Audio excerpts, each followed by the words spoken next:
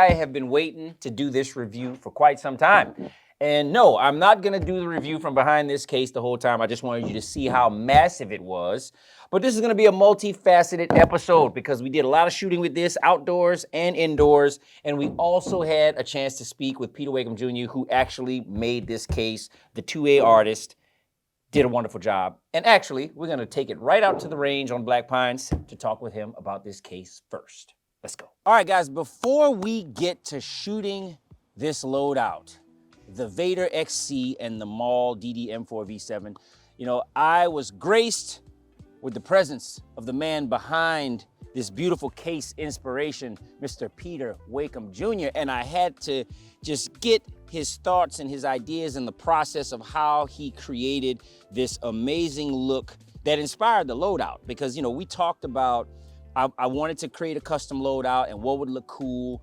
And I threw out the idea of Star Wars and Vader and Maul, and I mean, he immediately just jumped right in. Peter, tell us how did you even begin your process of wrapping your brain around what we've created here?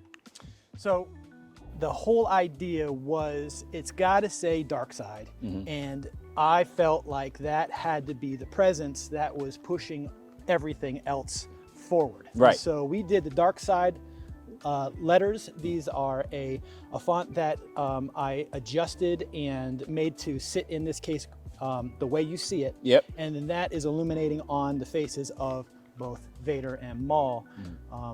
Because we started here, right? We started there. We did the lid first, right? Yep. And so the lid was the showcase piece, but but to incorporate into the lore, I knew I had to put something in that anyone could take a look and say, oh yeah, that's definitely Star Wars stuff. Right. So we put the TIE Fighter. Yep, the TIE Fighter in there. We put the Death Star in there. The other little planets to just show that there are, you know, we're in outer big space. galaxy. Yeah. So, you know, the things that I really appreciate about this is I appreciate how, you know, obviously this is a functional piece. This inlay where the gun sits, that's a functional piece. Where the pistol sits, where the mag sits, all those are functional pieces. But you didn't stop the aesthetic there, right? It's like, okay, so when the guns come out, now you just have this gaping hole in the case, and that doesn't really look nice, right? Correct. So then it was like, what can we put here? And I thought that was brilliant, you know, of you to think even that much further. And so guys, we literally just looked up Star Wars phrases, phraseology, and tried to find the things that spoke to what I felt about this loadout, and maybe even things I feel about myself, and things that just make sense with the overall theme here. And so, like, we have a phrase in here. It says, "Only those with the power to control the dark side can truly be free." And that's, you know, I like stuff like that, because it's like we all have these things, these battles inside, and only those that can control that, those that can control that power, harness that power, can overcome that and be a better person and accomplish their goals and aspirations and things like that. So that's what it meant to me. But then there's a playful side of me, right? So there in the pistol, what does it say? Sith happens. Sith happens. You don't need to say much more about that. Last but not least, the Darth Vader coin that says, It said, presented by Darth Vader for being most impressive. Most impressive. Most impressive. When I think of legacy and what I leave behind, I would like to leave behind a whole nother new medium of art. You're helping move you're helping create growth in the creative space. Correct. And that's pretty awesome, man. So good on you for that, and that's why you're the 2A artist, bro. Yeah. All right, before I get too in-depth on this review, I want to give a solid shout out to my boy Vinny at Minute Tactical that handled everything about this loadout aesthetically, and even did some some trigger work for me on the XC. Monsoon, he did an absolute knockout job on this, nailing the entire design aesthetic that we wanted for the theme. Welcome, this is Vader and Maul. Darkside loadout, Staccato XC is Vader.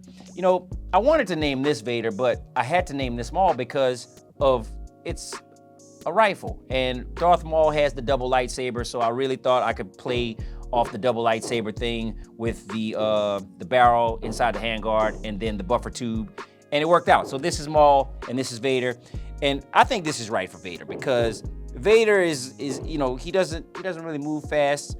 He doesn't exert a lot of effort in anything he does, but he does it flawlessly and lethally. And that's what the XC is. The XC is my point and shoot. It is the one pistol that I will bring to any gunfight. It's freaking awesome. I did a full review on the XC already, Shermanized, so you can go check that out to, really find out about all the nuances on this, but just know that it's a point and shoot with the compensator, and then you throw the X300 on the front, you got more weight. There is no recoil. This thing is just a point and shoot. But as far as the aesthetic goes, we did monsoon gray on the slide, and we did a mixture of gloss black and flat black everywhere else with a small pop of red. I'm running the SRO because that is my go-to optic on top. The Atlas trigger and monsoon made it a short stroke trigger right at about 2 pounds. This thing is just built to run and run fast. So that's it. Vader Staccato XC. You already know how I feel about staccatos. I don't need to spend a whole lot of time there. Now, let's come over to Maul. Maul has transformed a few times since I got it. When I first got this DDM4V7 from Brownells, it was a rattle can, Cerakote already came with it, and it was obviously bone stock Daniel Defense. Since then, it has transformed into a lot more. Let's just start with the optic. I'm running the Voodoo, the EOTech Voodoo 1-10. I love this optic.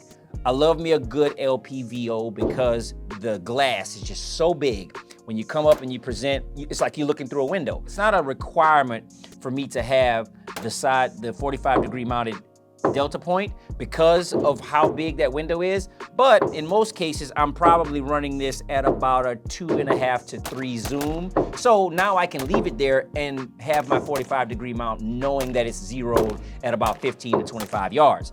All right, now going from tip to butt, starting with the muzzle brake, I'm running the Southern Precision Tooling muzzle brake. Very minimalist design. When you think of a muzzle brake that's gonna give you maximum recoil mitigation, you think some very aggressive side cut windows, pushing that gas out in very specific ways, but mass, like, all the gas coming out to just kind of like completely dampen that recoil.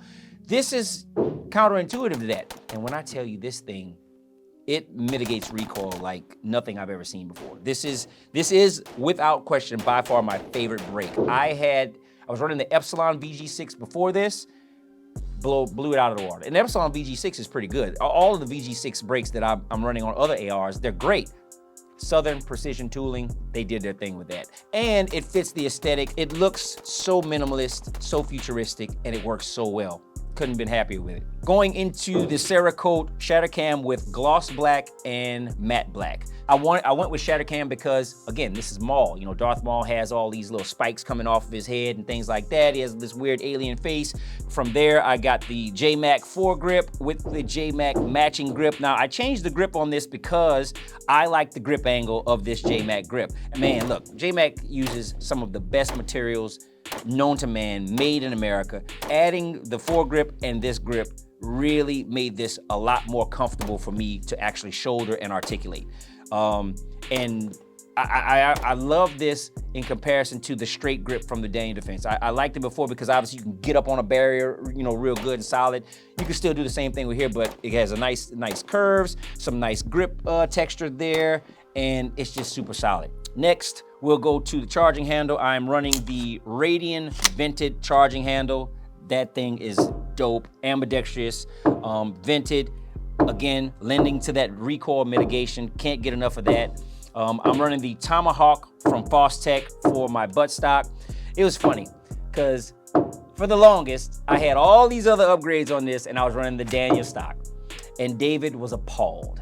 So David just finally gave me enough crap to where I was like, all right, you know what? I'm gonna go get another stock. Search your feelings, you know it to be true. And I got another stock, and I was actually really surprised at how much I liked it in comparison. And it just, again, went with the aesthetic of this because the big Daniel stock is pretty beefy. But this thing right here is really nice, really comfortable, has padding in all the right places, and easy to, articulate and whatnot. Perfect. It has the QD on both sides, so you can run a 2-point sling, 1-point sling.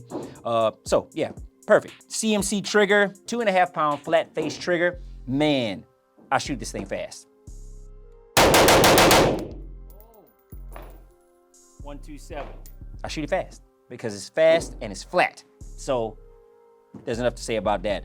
I'm running the extended mag release there, and I'm running a maritime bolt catch on the other side. The bolt catch is it's fat, and it's fat, and it's like 2 layers. It's like one on top and one on the bottom. So it's almost like you can't miss it. So when you're doing your mag change, and you just can't miss it. You know, the crazy thing about me and these the bolt catches is that when I'm doing my reloads, for whatever reason, I always tend to go to the charge. Are you done? Good. So I always tend to go to the charge. He wasn't done. He was trolling me now. Anyway, when I do my reloads, I always tend to go back to the charging handle and see, they playing with my nerves now. Hate leads to suffering. Reloads. I go back to the charging handle instead of going to the bolt catch. When I even have a bolt catch set up to like not miss, you just punch that thing, boop, and it's going home, right? One last design note, as you can see, Darth Maul's face on the lower, and right next to his face in Sith script, it says, search your feelings. I search my feelings every time I shoot this thing, and I feel great. It makes me feel great.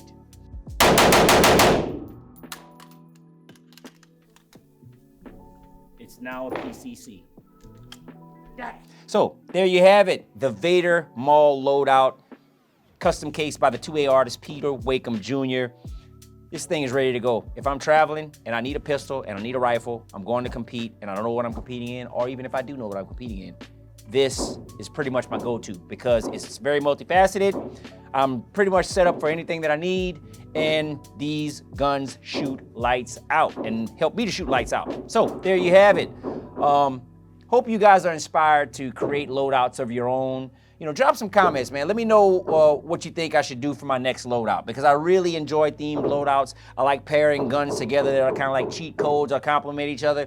You know, the real Call of Duty thing, right? When you're playing Call of Duty, like the Prestige, you got to level up and you want to upgrade your guns and buy all these new guns and get all these new guns. Well, that's what I'm doing in real life. So join me, create some loadouts. Let's go.